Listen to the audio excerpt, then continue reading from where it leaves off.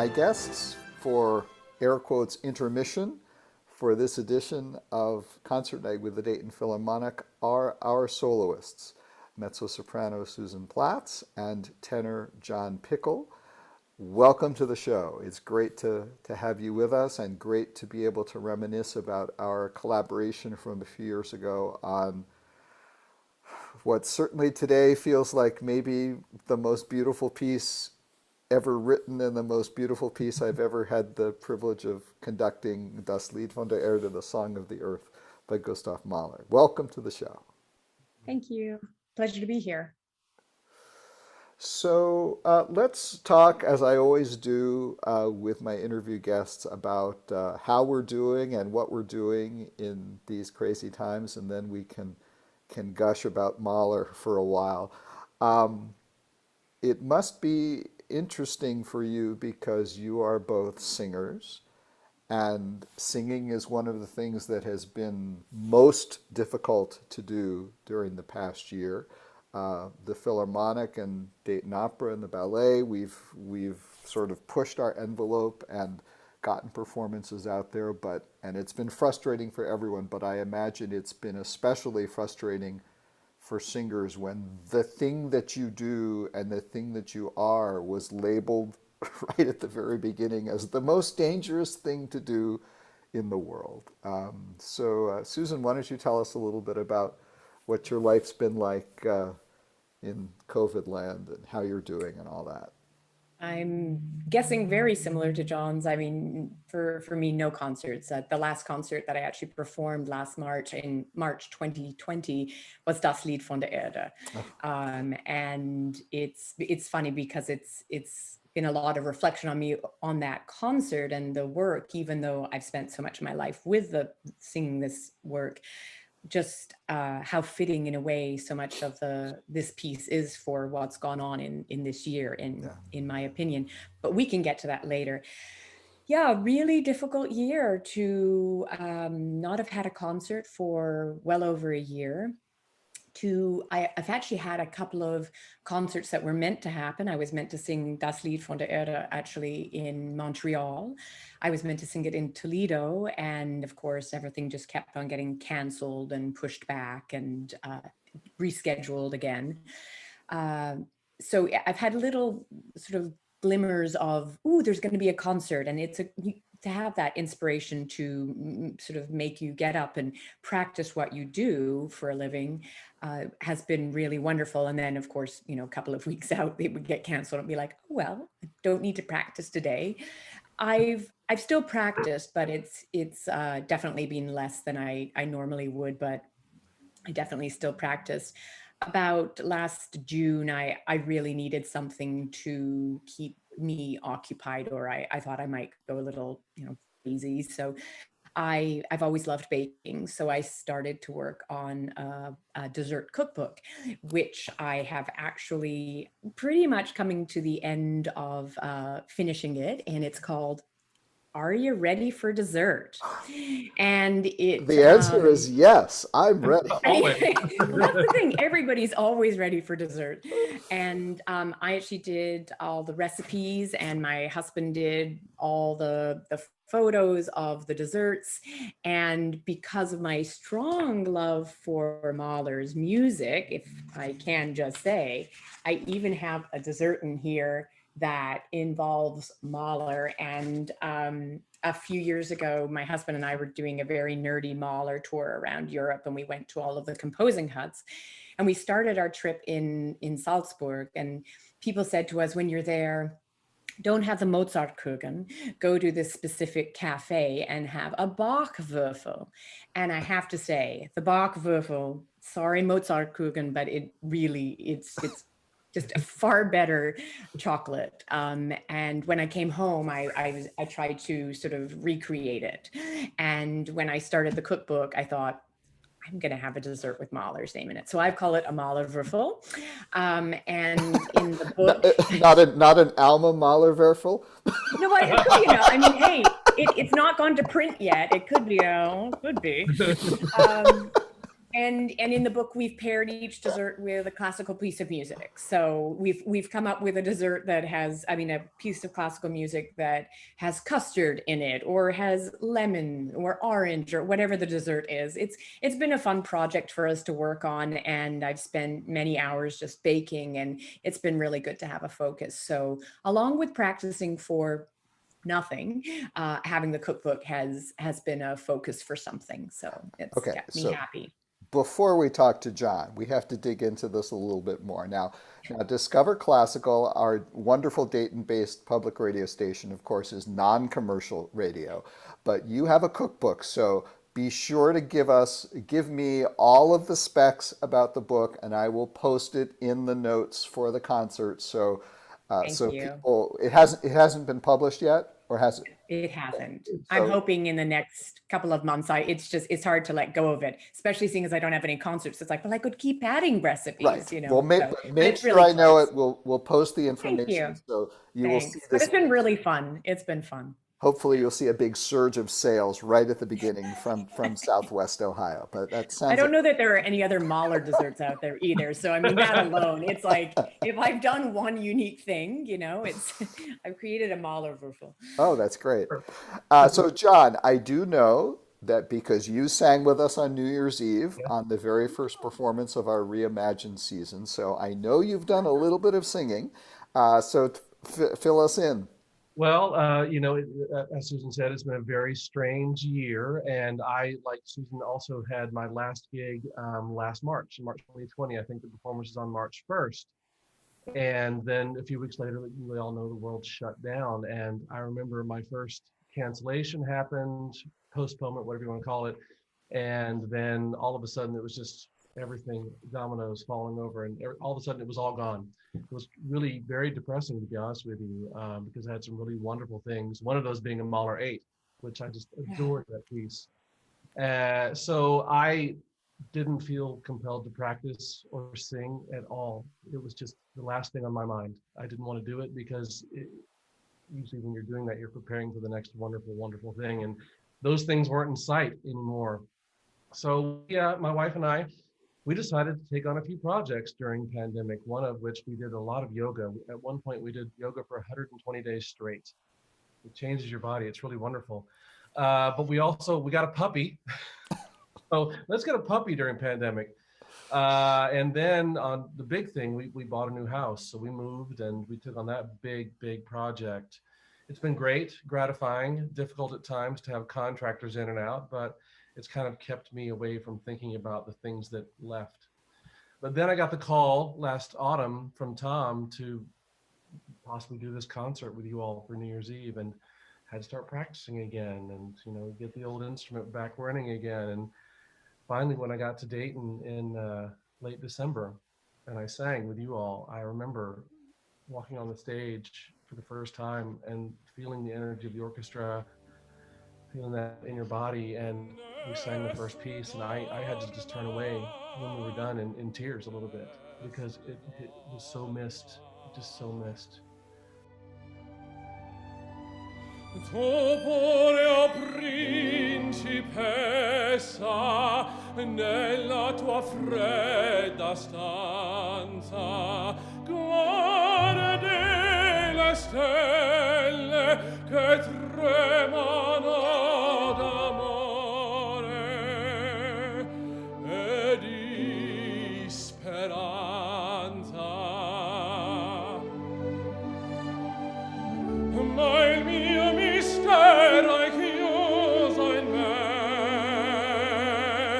il nome mio nessun saprà, no, no, sulla tua mente la dirò, quando la luce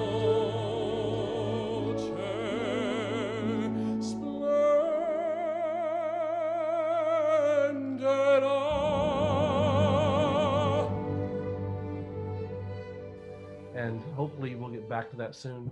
I really hope so. And you and Karashay did just a beautiful performance, and it was a really wonderful way to start this new part of of Yeah. our season, and I think it sent a very hopeful message that even singing was possible and on the horizon again. But I'm so glad to know that we were the ones who got you to get back to work. Damn it! Thank you. You guys have been a family to me for 5 years now. So I love being down there with you all. So let's talk about Mahler. But before we do that, and this is interesting, and at least it's interesting to me. So it's a question for Susan. I introduced you at the top of the program as mezzo soprano, which is the standard terminology. But Mahler sometimes refers to the voice role that you fill as alto. And of course, then there's also contralto. And I've been thinking about all of this because just a couple of days before we are recording this, we got the sad news of Krista Ludwig's passing. So I was just curious, from a terminology standpoint, which do you prefer? Do you prefer to call yourself a mezzo-soprano or an alto? And on the Krista Ludwig front, did you ever have the opportunity to work with her or cross paths with her? I did. I worked with her about 4 times. I studied with her privately at her home in France about 3 times. And then I also worked with her privately at Ravinia when she was here Oh, you lucky a number girl, of years you. ago. Ah. Yeah, I mean, she was really out of my sort of initial study out of high school. She was really the first person that I worked with. And it was back in the day when we still had faxes. And I remember I'd been studying in Salzburg, and I'd heard her speak about a book that she had just come out of hers. And I came home and I said to my mom, I said, gosh, I loved hearing her speak, and I love her singing so much. I said, I wonder if she ever teaches. So my mom said, let's figure out a way to write to her. So I think we sent a cassette tape and a letter to her agent, is what I recall. And months passed. And one day my dad came upstairs and he said, I have a fax here for Susan from a Krista Ludwig. And I was like, I mean, can you imagine it? Oh, yeah. Handwriting saying she loved the tape. She'd be absolutely very happy to teach me. And so began a relationship. And I was looking at my Mahler scores just a few days ago because I knew she'd written all sorts of things in my score. Oh, gosh. In one thing that she'd written in a certain place was no dumpling. I remember her saying no canoodle at the time. No, sort of holding the sound in the voice. And another thing was kiss lips. She would always, to keep the sound going out forward, she would write, kiss lips, make sure. So I have her notes all over my scores. And it's funny you should mention the whole contralto, alto, mezzo, soprano thing, because when I first went to study with her, she didn't know what I was really. I've always had this kind of wide range. I sing low notes and I sing high notes, but my comfort zone has always been that middle range. But for me, I've never thought of myself. I think of myself as a mezzo, but I basically, if I get asked to do a piece of music, I take a look at it. And if I think it sits in the right part of my voice and I can do it justice, I will sing it. I've sung the odd soprano piece. I've sung pieces that say contralto, but it's just really where it sits. And I remember the first lesson I had with Krista, we were warming up. And I went there to her sort of saying I was a mezzo, and she warmed me up higher and higher and higher. And she got up and walked away from the piano, and she said, you're not a mezzo. She said, you're a soprano. And I was like, I didn't know what to think. And so we went back to the piano, and she warmed lower and lower and lower and lower. And she said, I don't know what you are. She said, I don't know.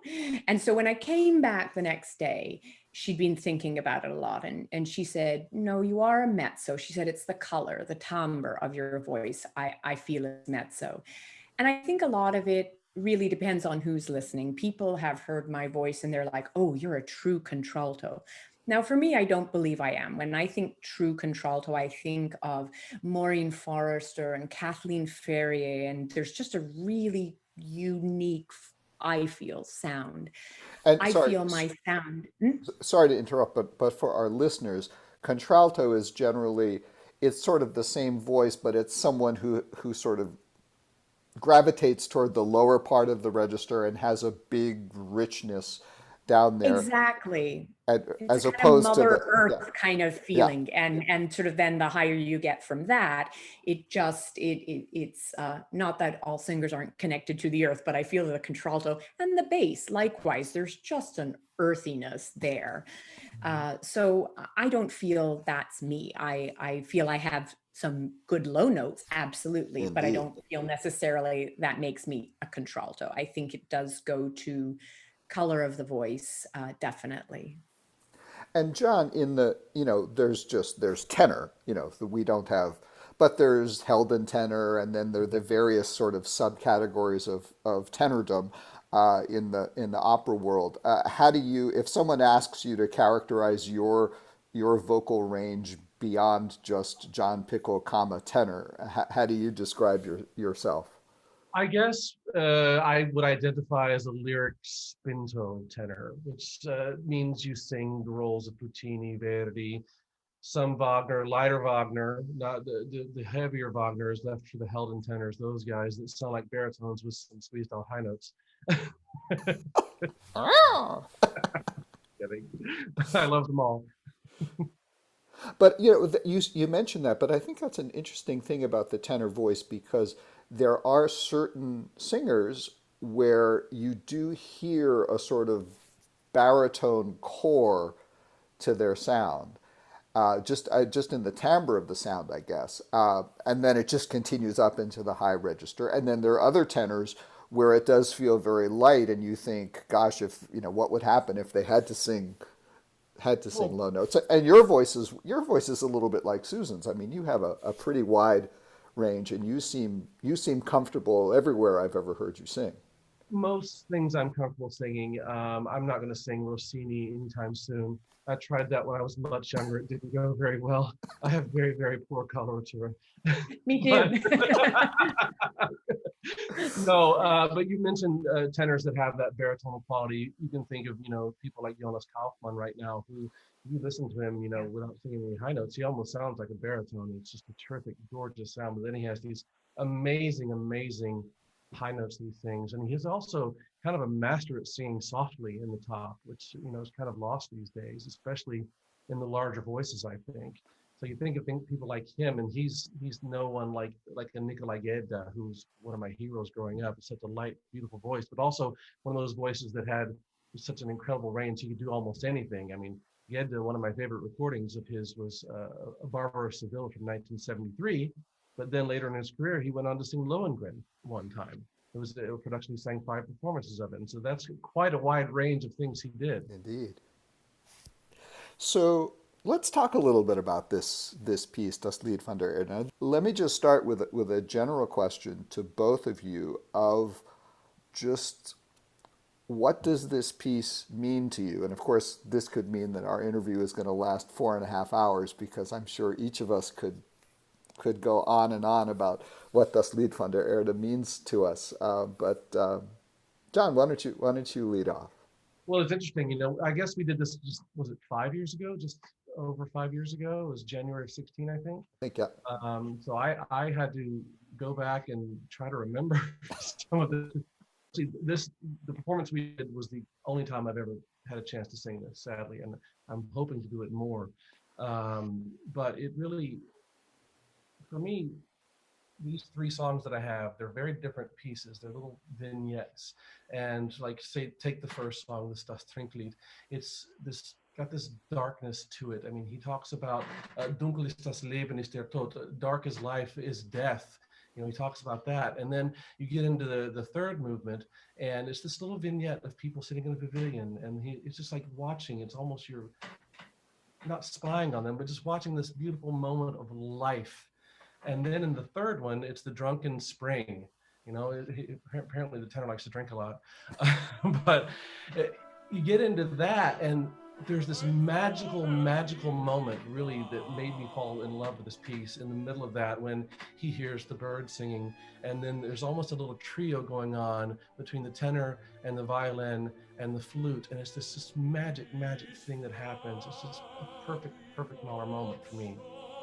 That's one of my favorite moments. I Yeah, always sit there and really smile when I hear great. it sung. It's just beautiful. Yeah, well, but my very favorite moment is the last movement, the 30-minute song, which I get to sit back because I'm done and just sit Exactly. there and listen to this beautiful singing that Susan does. And we'll talk about that, Get to about that. the difference between your roles in this Yeah, piece. And but no, but Susan, some thoughts from you about the Mahler? I mean, Mahler is a specialty of yours, so Yeah. I think this music of his is a perfect example of what he captures so wonderfully, which is life.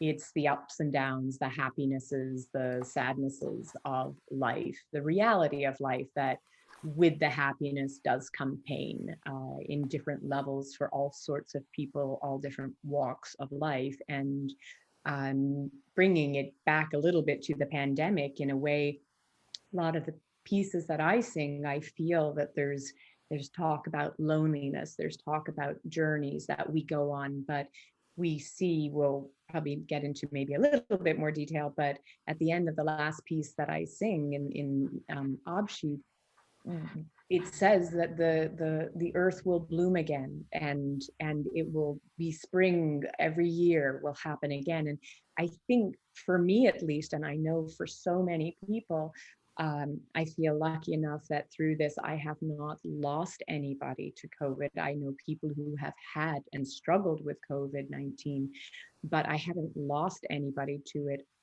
And I feel in this music, there is the struggle of loss and the facing of what we have lost or might lose, but that we do have to look to the future and know that we will get beyond this, that the spring will bloom again, and it will be at different times for us all, but it will happen. So I think in this music, there's a lot of soul searching, and there's a lot of belief and hope for the future. But with that comes ups, downs, pains, drinking, mm, yes. you know, I mean, anyway, yeah. It's interesting you say that because a few weeks prior to this broadcast, we had a broadcast from earlier in the archives of the a DPO performance that we did of Mahler's Ninth Symphony, which of course was the big piece which followed Das Lied von der Erde. And for that interview, I spoke with a fellow conductor, friend of mine, Kenneth Woods, who does a lot of Mahler. And we had a very similar conversation. Of course, these late pieces of Mahler, he's thinking about death because he feels like he's maybe getting towards the end of his life, and he's had these big health crises.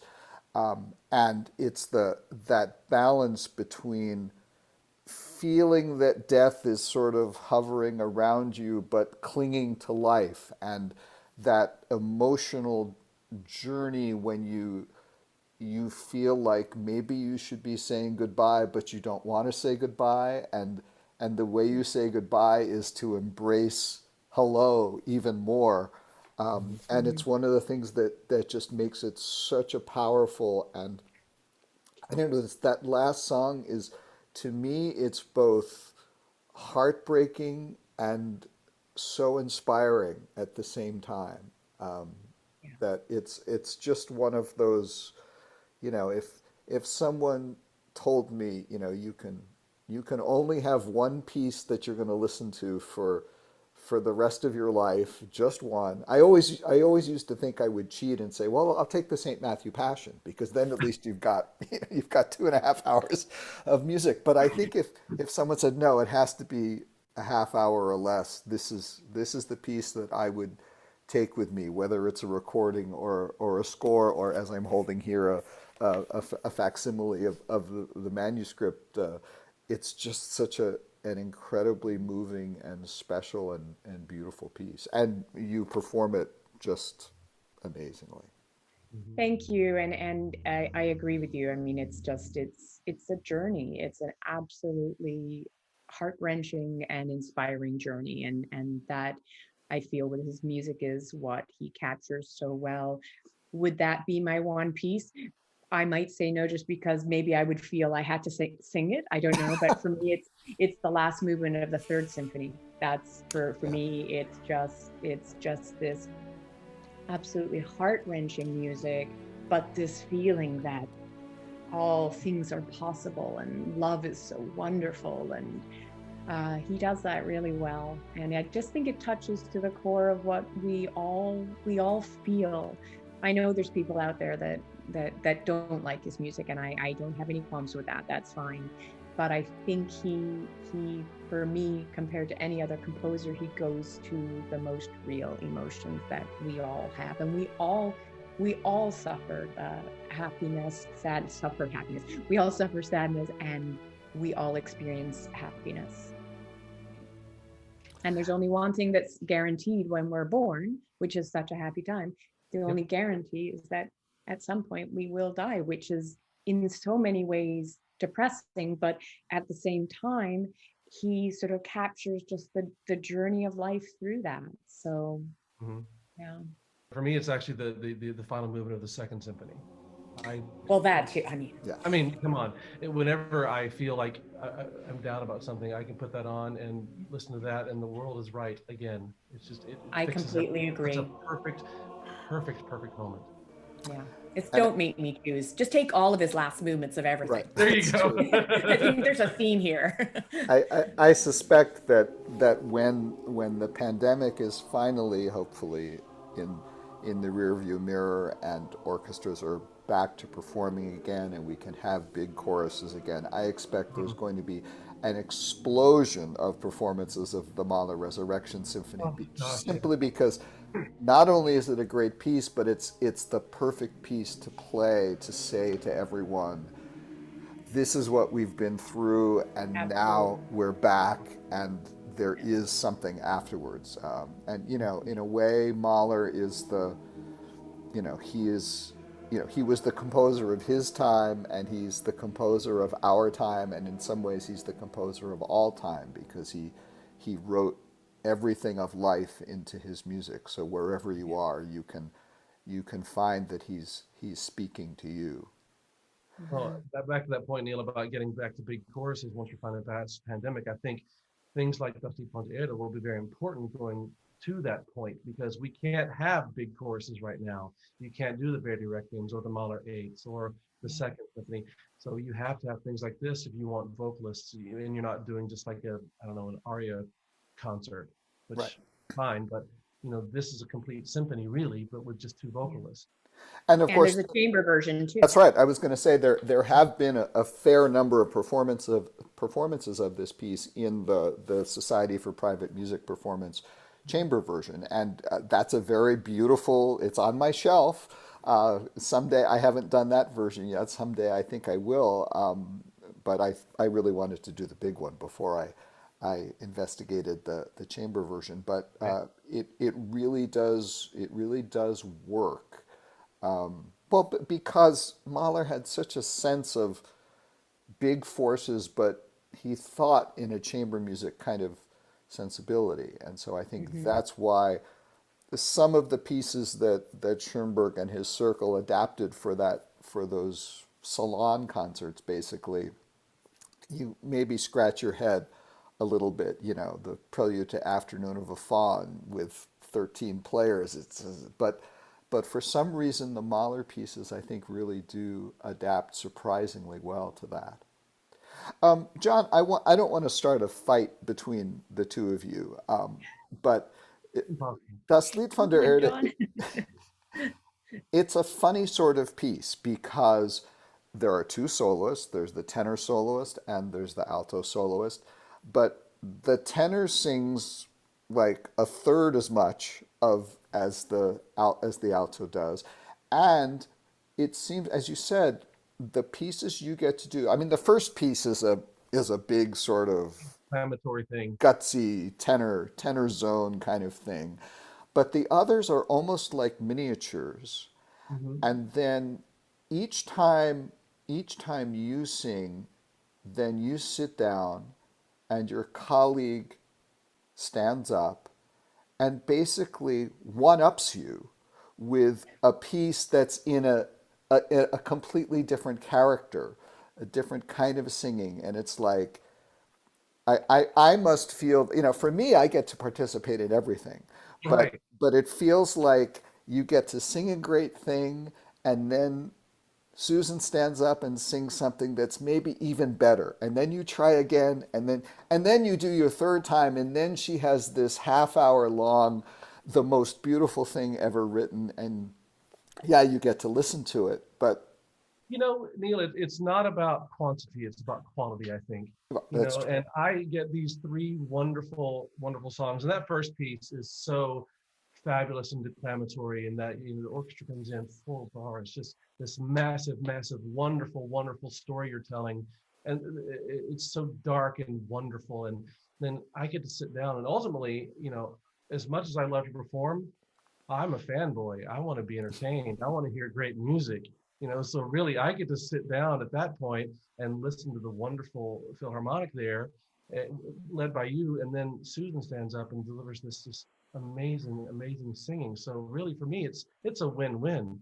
So I get to do one thing and then sit down and listen to another. And then the next thing is this little vignette, this perfect little vignette about the pavilion. And it's just a great thing. And then I get to sit down and listen again. So it's a win for me. There's no competition at all because I get to be entertained and entertained at the same time. And it's interesting, and maybe it's the wheel of karma turning, because as a tenor, so often you're the star. You're Rodolfo. You're I've heard that. Alfredo. You're Tristan. Well, maybe you don't sing Tristan in your, but you're the hero. You're the big guy, and the mezzo is often, you have to dress up in pants like you're a teenage boy. You're the The side. You're wicked the aunt, the you're the grandmother. sidekick, Yeah. right? You're Marcellina, and Marcellina has a great aria, but it always gets cut. Yeah. So in a way, this is sort of, and who knows? Maybe in a way, this is, because Mahler came from the opera house, and he Mhm. never wrote an actual opera, but he conducted lots of operas, and maybe this is his way of saying, "Hey, tenors, just take a back seat. This lady is going to get to be the star Look, of I'm this happy of to take this the back show." seat to great music anytime. So I don't need to be the hero. Maybe when I was younger, I needed to be, but not anymore. I just wanted to have great music for everyone. And I mean, But some of the best pieces ever written, in my opinion, are for the mezzo. So one of them Yes. is the Alto Rhapsody, which is Mm, come on. yeah. So, or should we call it the Mezzo Rhapsody? I mean, pretty low notes there. Yeah. Yeah. But what you're talking about, though, I mean, from my point of view, after the first movement, and this amazing thing, I feel like I stand up and go, hello, I'm gonna sing a little, and it's gonna be really quiet, it's gonna be really still. So for me, there's a part of me that feels I don't have, they're just such contrasting pieces. Right. Yours really is hello, we are all awake now.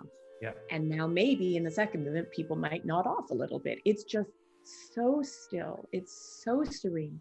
But perhaps all his time in the opera houses, maybe he did write the tenor part that way because of the roles that are often sung by tenors. And like you said, Neal, the tenor is often the one that just sort of it's just like everything is just like it's like the end. And then if there's a mezzo part, it's Yeah.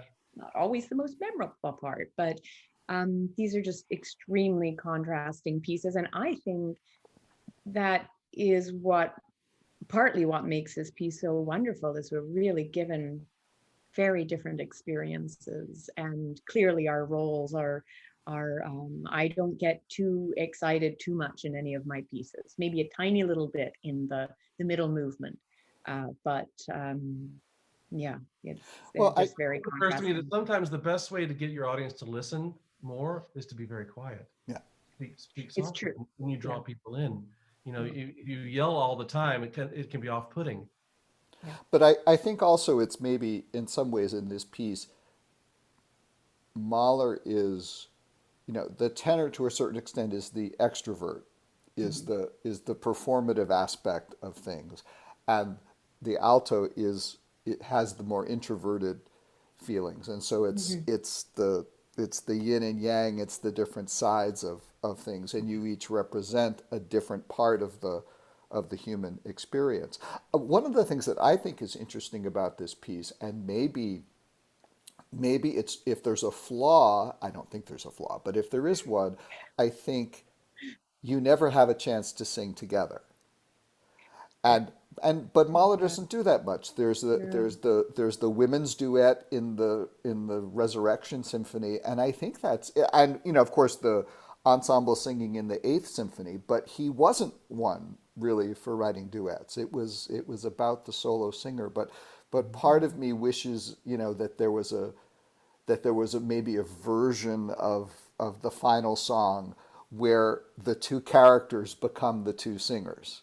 Interesting. Maybe you should write that. Yeah. Yeah. But so all right. So I failed to get you to come to blows over that. But I'll ask one other provocative question. But it's also something I'm just interested about. So in the score, for 3 songs that Susan sings, he writes alto or baritone. So there are performances of Das Lied von der Erde, I saw the face you made there, Susan, that are done with 2 male soloists, with a baritone and a tenor, instead of an alto and a tenor.